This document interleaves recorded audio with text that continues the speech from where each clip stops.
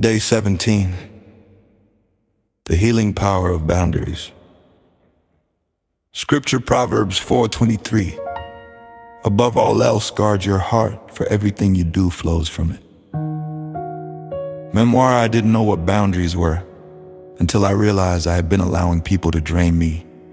Emotionally setting boundaries felt foreign, but it became a vital part of my healing. It was an act of self-care and self-respect.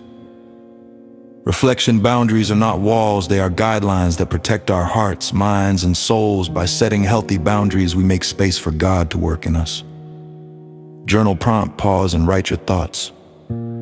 What areas of your life need stronger boundaries? How can you begin to set limits that protect your heart and healing? Lord, help me to establish healthy boundaries that honor you and protect my heart. Show me how to guard my emotions and energy wisely, Amy.